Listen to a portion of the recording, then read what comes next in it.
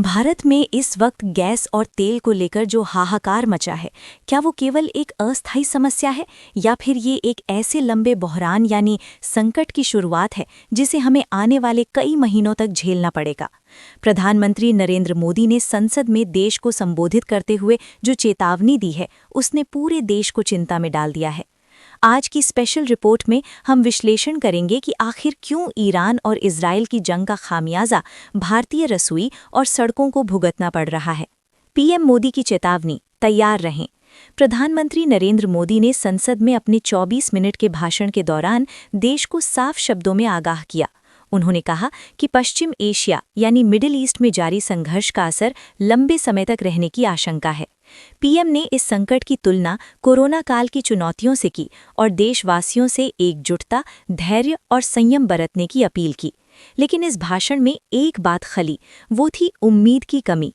PM ने कहीं भी ये नहीं कहा कि ईरान के साथ बातचीत में कोई बड़ा समाधान निकल आया है या हुर्मुज़ का रास्ता भारत के लिए खुल गया है। हुर्मुज़ जल डमरू मध्य का संकट भारत के लिए असल सिरदर्द स्ट्रेट ऑफ हुर्मुज़ है।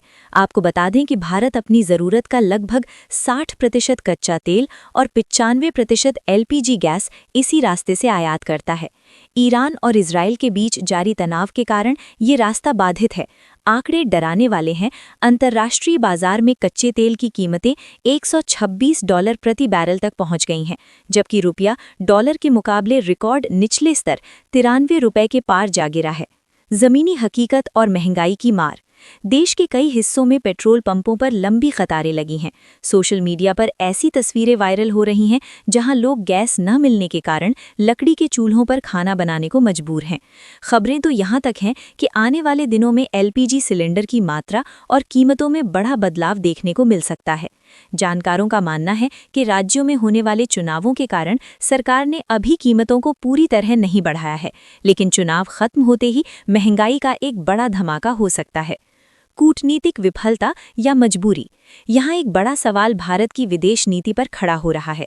जहाँ ईरान ने श्रीलंका, पाकिस्तान और चीन जैसे देशों के लिए हुर्मुज़ के रास्ते में नरमी दिखाई है, वहीं भारत के लिए अभी तक कोई ठोस आश्वासन नहीं मिला है।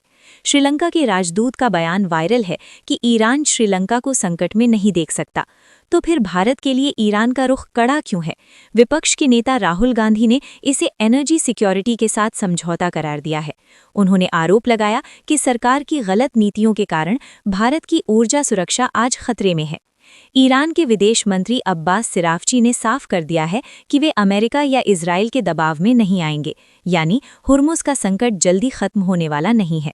भारत सरकार अब 41 देशों से तेल आयात कर वैकल्पिक रास्ते तलाश रही है, लेकिन हुर्मुज़ का कोई तुरंत विकल्प नहीं है। साफ है कि आने वाला समय कठिन है। जमाखोरी और कालाबाजारी करने वाले सक्रिय हो सकते हैं, जिसके लिए पीएम ने राज्य सरकारों को अलर्ट रहने को कहा है। लेकिन आम आदमी के लिए सवाल वही है, महंगाई और किल्लत के इस दौर में राहत कब मिलेगी? अपनी राय कमेंट सेक्शन में ज़रूर लिखें।